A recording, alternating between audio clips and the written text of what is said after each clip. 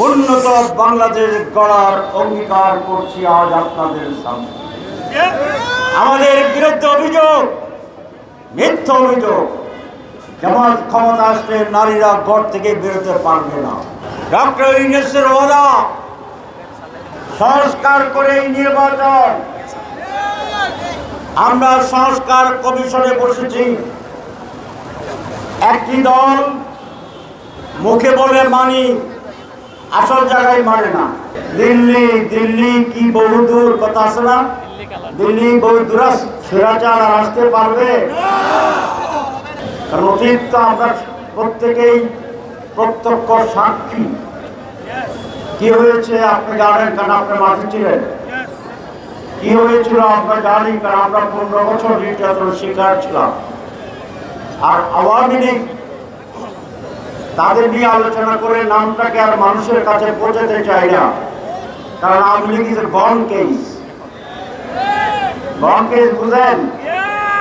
যেটা চলে গেছে, কত দূর গেছে?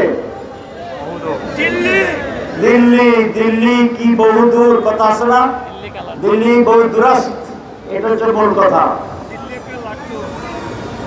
তো অত দূরে তো তারা চলে গেছে, তাদেরকে নিয়ে আর বাড়াবাড়ি বা আমাদের কথা বলার খুব দরকার নেই। তারা কি আসতে পারবে? স্বৈরাচার আর আসতে পারবে? এই কোড মানুষ ছিঁড়ে ফেলেছে। যারাই নতুন করে স্বৈরাচার হওয়ার চেষ্টা করছে তাদেরকেও মানুষ আসতে দেবে না ইনশাআল্লাহ।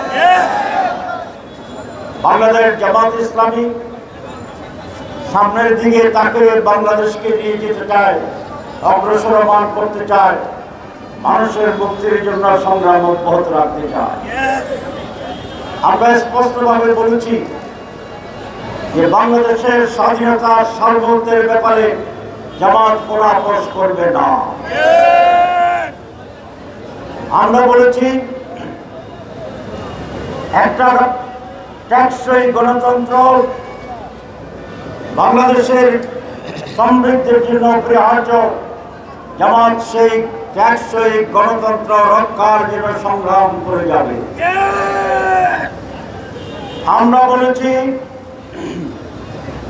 বিগত দিনগুলোতে 54 বছর বাংলাদেশের স্বাধীনতার কোন সুষ্ঠু নির্বাচন হয় না।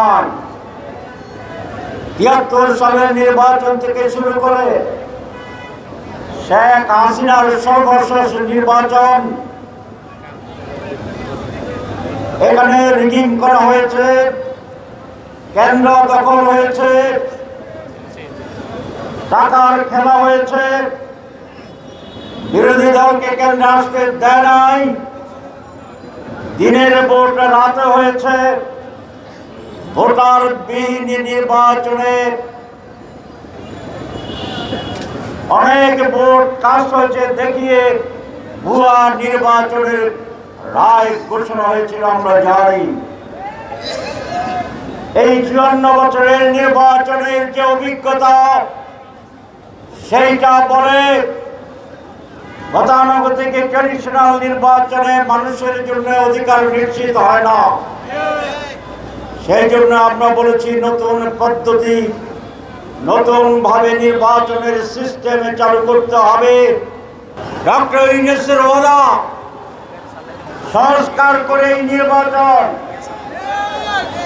আমরা সংস্কার কমিশনে বসেছি। একটি দল মুখে বলে মানি, আসল জায়গায় মানে না। এক্সট্রিম মশার কয়েল প্ল্যান্ট ফাইবার দিয়ে তৈরি, তাই সহজে ভাঙে না, সুগন্ধিযুক্ত ও নিরবিচ্ছিন্নভাবে জ্বলে। ডেঙ্গু, চিকুনগুনিয়া বাহি সহ যে কোনো মশার বিরুদ্ধে দেয় এক্সট্রিম সুরক্ষা। আবার স্বৈরাচারকে সহযোগিতা করছেন, আর একটি স্বৈরাচার বাড়ানোর সহযোগিতা করছেন, তাহলে জনগণ আপনাকেও ছাড় দেবে না। দুর্ভাগ্য বাংলার মানুষের মুক্তির জন্য, সংগ্রামের জন্য লাবণ্যে রক্ত দিয়েছিল এদেশের মানুষ, ৬৮-তে রক্ত দিয়েছিল এদেশের মানুষ, ৭১-এর যুদ্ধে অংশগ্রহণ করেছিল, আবার বারবার সংগ্রাম করে এদেশের মানুষ সত্যকে প্রতিষ্ঠা করার চেষ্টা করেছে, কিন্তু দুর্ভাগ্য হচ্ছে যে ঢাল ধরে সে ঢালে ভেঙে পড়ে, এরকম বাংলা জীবনা। সেই জন্য আমাদের জনগণের কাছে অনুরোধ, আপনারা বিএনপিকে দেখেছেন, আওয়ামী লীগকে দেখেছেন, শাসন ক্ষমতায় পাঠিয়েছিলেন, কিন্তু এই দেশের মানুষের মুক্তি আসেনি।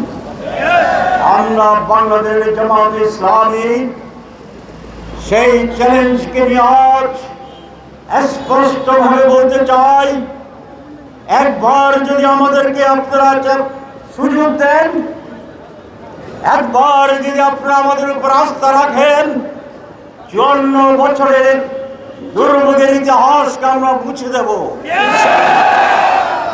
কোন দুর্নীতি থাকবে না,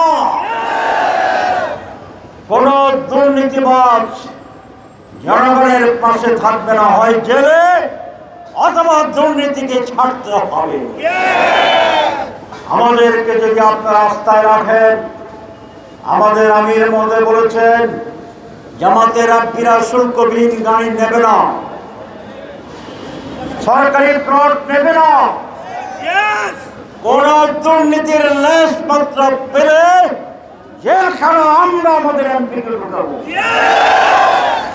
সুতরাং একটি দুর্নীতিমুক্ত, সকল মানুষের অধিকার সম্পন্ন উন্নত বাংলাদেশ গড়ার অঙ্গীকার করছি আজ আপনাদের সামনে। আমাদের বিরুদ্ধে অভিযোগ, মিথ্যা অভিযোগ, জামাত ক্ষমতা আসলে নারীরা ঘর থেকে বেরোতে পারবে না, নারীদের নিরাপত্তার সাথে বেরোবে। এখন নারীরা বেরোয়, কোনো নিরাপত্তা নাই। জামাত ইসলামী যখন আসে, নারীরা নিরাপত্তার সাথে তাদের কাজ করবে, চাকরি করবে, প্রয়োজনে ব্যবসাও করবে। এটা উদাহরণ আমাদের আছে। সংখ্যালঘিষ্ঠদেরকে বিভ্রান্ত করার চেষ্টা করে আমাদের যারা এমপি ছিল, মন্ত্রী ছিল, ইতিহাসের সবচেয়ে বেশি নিরাপদে ওই সমস্ত জায়গার সংখ্যালঘিষ্ঠ ভাইরা, হিন্দুরা, অন্যান্য দলের লোকেরা সেখানে বসবাস করেছিল। আমি একটি এলাকার এমপি ছিলাম, আমার বিরুদ্ধে যদি একজন হিন্দু অভিযোগ করে 14 গ্রামে, আমি প্রকাশ্যে দাঁড়িয়ে মাইকে তাদের কাছে ক্ষমা চাই। ইন্টেনশনালি রাজনৈতিক অসুদ্দেশ্য ছাড়া সেখানে কেউ কোনো অভিযোগ করতে পারবে না।